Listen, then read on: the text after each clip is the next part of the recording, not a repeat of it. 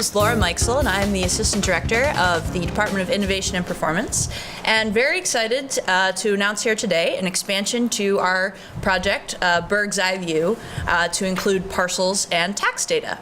So the Burgh's Eye View project we launched about 18 months ago, and when we did that, we did it with the police chief and with our public safety bureau. The original Burgh's Eye View focused on points and told us a lot of information about our public safety, about 311, about building assets. And so after we launched that project, the Department of Innovation and Performance went out into the field. We attended more than 30 community meetings all around the city to hear about how people liked the tool and what kind of additional information they wanted to see. And a huge amount of the feedback that we received was that people were interested in tax and parcel information. So we are very happy here today to roll out the Burgh's Eye View Parcels. This has been a fabulous collaboration between our department and the Department of Finance, which we'll hear from in just a minute. But we've had a great time working with them. And together we've built this application, which brings together for the very first time information from the city's real estate department with the county tax assessment file to create a much clearer picture of what's actually going on with parcels and properties in our community. So the bird that you see here, when we originally launched Burgh's Eye View, we did it with a classic bird. We also have a bird with a police hat that manages our public safety data. Today's bird, as you can see, is decorated to celebrate our partners in the finance department with the tax visor and the ever-present calculator. As we look forward to expanding the Burgh's Eye View project to serve more departments and more purposes, we look forward to actually rolling out additional adorable birds which will be themed thusly. With that, I would like to turn it over to one of my very favorite directors, Paul Lager of the Finance Department, to tell us a little bit about why he's excited about this project and sharing this information with the public. Director Lager?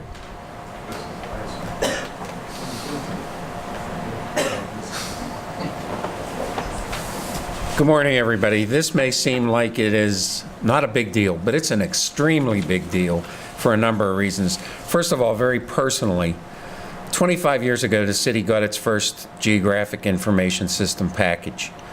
At that point, I said, everything needs to go on here as the master database for the city. I've been waiting 25 years for this to happen. And now, under this administration, it finally has happened. And it's been a collaborative effort because this is the only way to do it. It's been a cross-team effort with INP, with finance, with PLI, with the URA, with a whole number of different departments and actors. And so there's no other way to do this except to pull people together as a work team, which is pretty much the way we work in finance. Anytime we need to do something, we don't care what your title is. We pull you in and put you on. I do that across departments too. I'm sorry, other directors, I just grab your people. And we do what we have to do. This is only the beginning of the data that will be carried on Burgh's Eye View. And in the future, you should be able to click on anything and find out anything you want to know about the area where you live, where you're interested in living, where you're interested in buying property. And this will just add and add and add, and it's easy to use because it's pictorial. Even I can use it. I don't have to type any words. I don't have to do any searching. I just make a little click. A couple of other brag points about this are that it didn't cost us anything. We did this with what exists and by linking with other organizations outside the city in order to keep this as a live feed of information. So it is a constant pickup of the real information from other sources without a lot of people sitting around doing continuous data entry. So it's a very organic and functioning piece of work. It is also something that is something we're really proud of because this is a public service. People are constantly calling us for information about properties. They get confused telephone answers because we have to dig through various sources of information. Now the staff is using this as a tool that simply says, click on this, all the information is right there. And we can tell people outside the city workforce to do the same thing. So anybody can now find anything you want to know about a property. Who is next? Okay. Thank you, Director. So now we're going to have a little tour of the application, as well as we'll highlight a couple of use cases about how to use it. So here we have our Burgh's Eye View Parcel application's main developer, Max Zircone, who works in the Department of Innovation and Performance and is twice a Pitt grad, including a Gispia grad, just like the mayor and I. Max will now walk us through a couple of slides to show you what the application can do. Max? So thanks, Laura. Thanks, Director Lemmer. I'll just go through a brief slide deck I have here. So this is what the application looks like when we first pull it up. The default setting is it draws all the parcels in the central business district. As you can see up here on the top right is the legend. So parcels that are colored green are going to be ones that receive property abatements.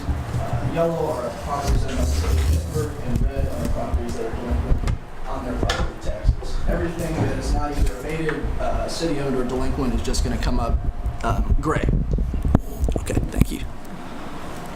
So the primary way of navigating the map is this little tool here on the upper left, where you can use this neighborhood selector to select the neighborhood that you're interested in looking at, or you can use this search bar if you're interested to search for keywords like street names or use or tax codes. So as you can see, when you click on this neighborhood selector, it's a drop-down menu where you can scan through and select your neighborhood, or even if you just start to type your neighborhood out, it will auto-complete, making it a little bit easier for you.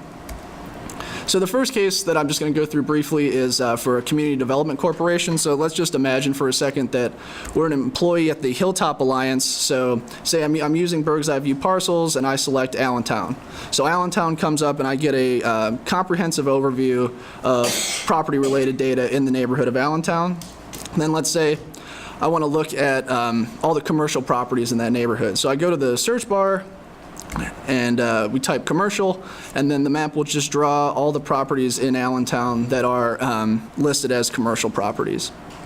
And then what we can do is go up to the taskbar and select data parcels, and that'll take you to a next page that will give you all the data that's associated with the selections you made on the map in a data table format, and you can export that for your own personal use or research just using this export parcels button here, and it'll download to an Excel file for you.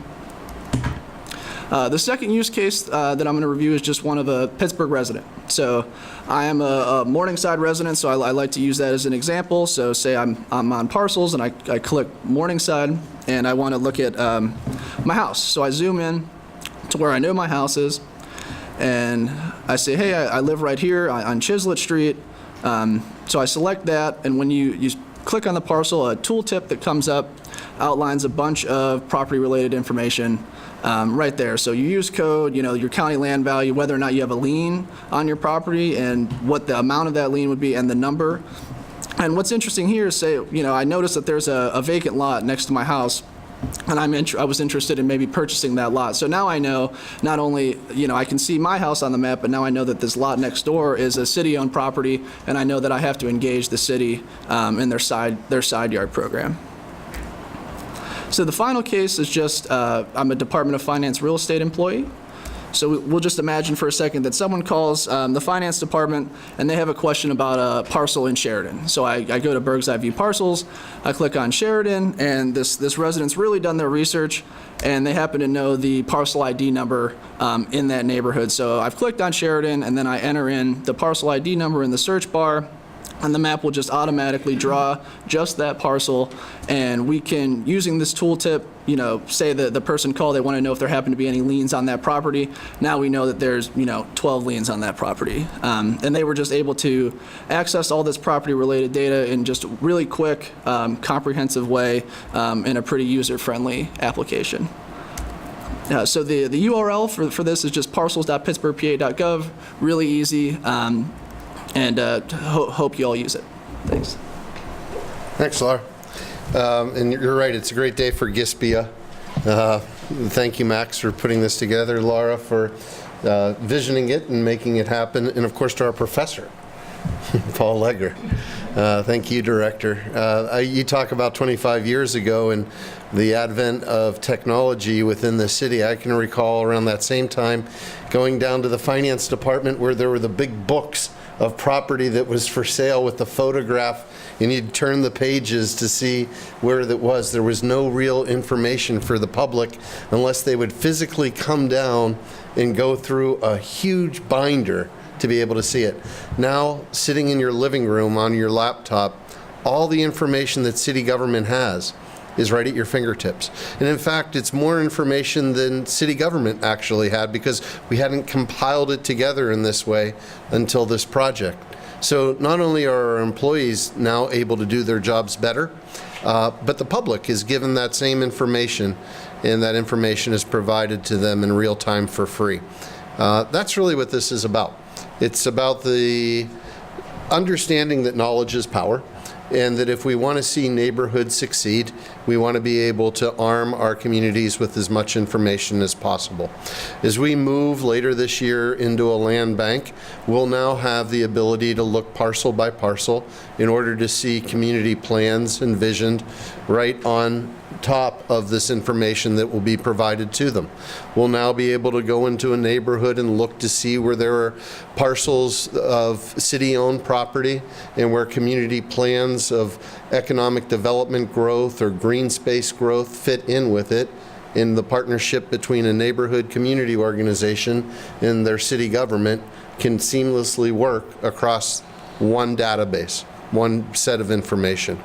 And being able to provide this to people that want to find out about that property down the street that no one seems to be going after. Now, you can still use the information that we have and look to see the complaints and the filings and the actions taken by PLI, but now you'll be able to dig even deeper and to be able to understand the financial situation of the property as well. So to all those in this room that were involved in making this project succeed, thank you. This is a living project, meaning that as we're able to get more information that can help to empower people, it will continue to be added into it, and it will grow into applications that will not only be able to provide the public with a dashboard to be able to see public information, but will be able to work on algorithms of artificial intelligence to be able to create predictive analytics so that we can see problems before they occur. And that's where we're headed with all this. In the next few months, we'll be launching a new website, and we'll be launching a new dashboard for the public. And all of this information will be pulled together to do what our main mission is, to provide the people with the information that they need to make their neighborhoods better. Laura? Thank you very much, Mayor. Okay, that concludes our scripted portion of this morning. So we could take some questions. Is there any area, not that I can think of one, but how it can be abused and that your public, your private personal information like your property, your taxes, can be used by, I don't know, somebody and... Sure. So that's a very good question. So we try to be very thoughtful about the way that we think about privacy in these applications. So everything that you see here is public record. So it's information that would be released anyway. But we what you're not going to what you're not going to see on the public-facing version is automatic. You can't search by name, by owner name, which is in response to some of the problems that the county has actually encountered over the last couple years with their property records. So we do protect people's identity in that way. There's actually pretty much no names on the public-facing version here. Although if you click, we do link live to the county website where you can click through to see owner names. But we certainly have tried to be very thoughtful and to work with, first of all, our attorneys here at the city, as well as experts in other places, such as our partners at the Western Pennsylvania Regional Data Center at Pitt, to help us think through potential risks and to mitigate those as much as possible. Or is this different from PLI's, you know, the property, that's a different website website. That's correct. But does their information show up on here also? So, so there's definitely overlap, yes. So what we're looking to do going forward, in the original sort of use case, we had sort of different needs of folks, especially contractors who needed to look at the Building Eye website, which sort of has some really specific ways to view that information. Going forward, we're looking to consolidate that into a central place where people can see all the information that they need, but also not be bogged down by information that's not relevant to them and their situation. So when you mean a central place, you mean a website where you can find this? Yep. This is mostly tax information today. and Bird's Eye and Exactly. Bird's Eye. So this is, yes, exactly. You're thinking building up. No, Yep, too many eyes. we're working on it. And I Burgh. It's true. Laura, what did you say your last name again? Meixel? Yep, MEI. Spell it, I just want to make sure. Appreciate the clarification. So what do you see the use of this database for the average Pittsburgher? Sure. So, as Max was mentioning, some of the it's really interesting to sort of look at your neighborhood if you're sort of interested in your block and how you can think about ways to improve your block.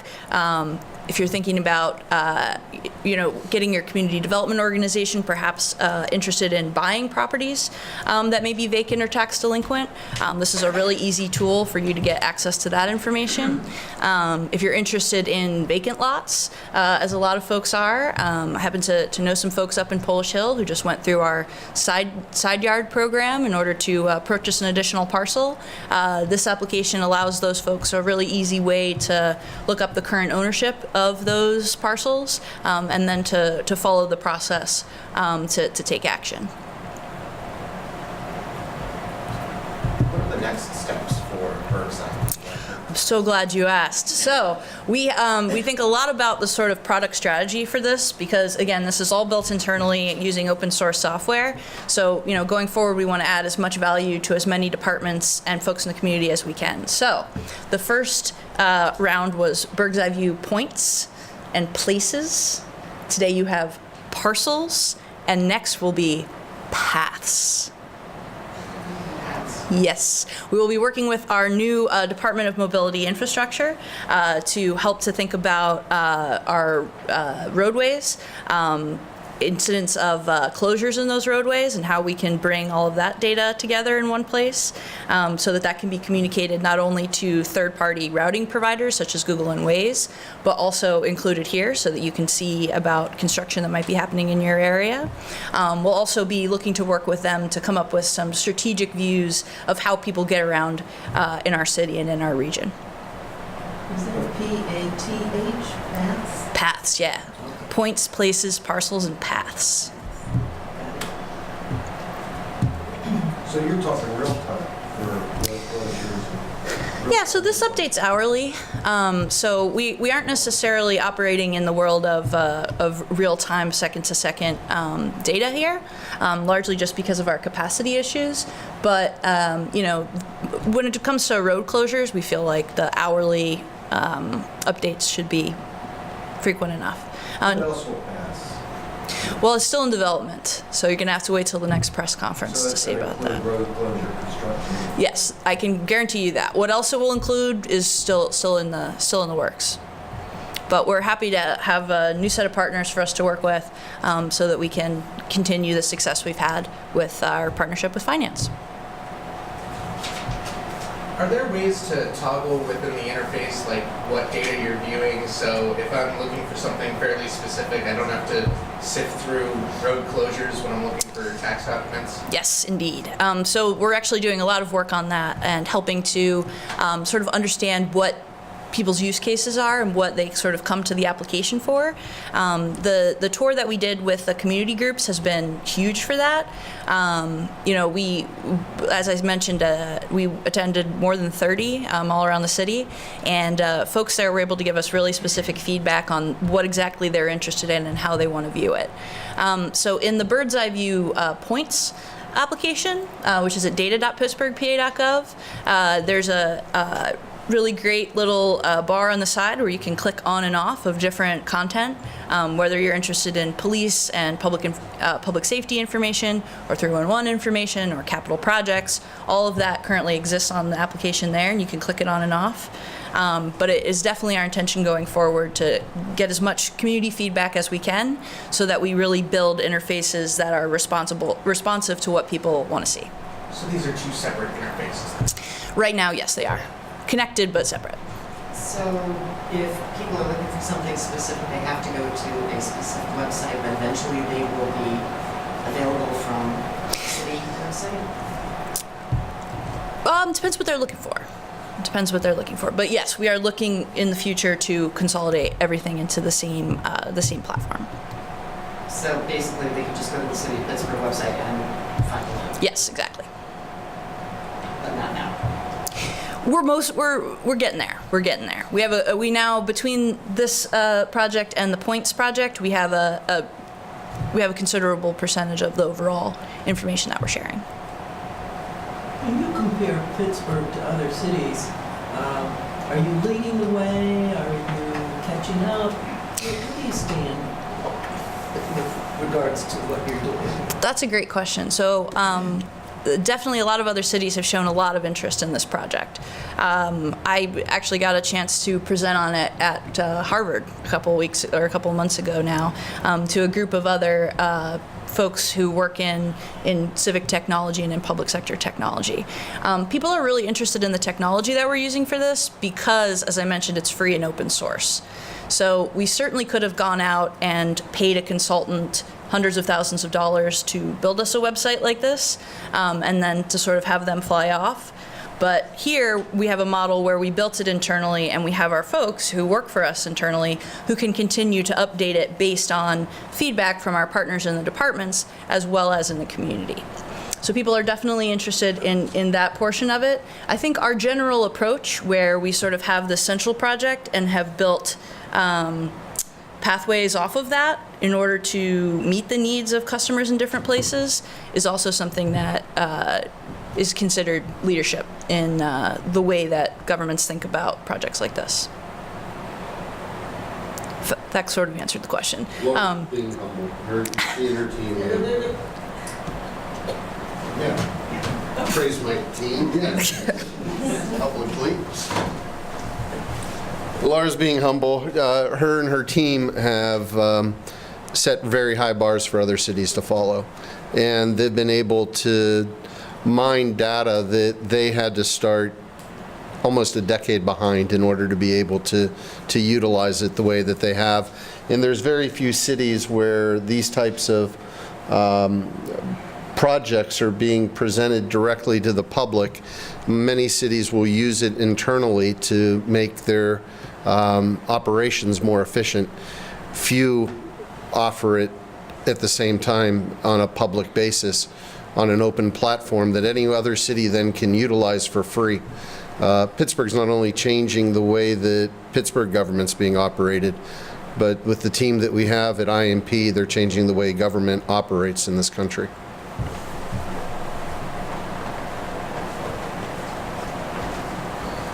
Thank you, Mayor. All right, well, I would definitely encourage folks to check us out, check out the website, and you have my email address. We're definitely available for questions if you have some. Thanks, everybody.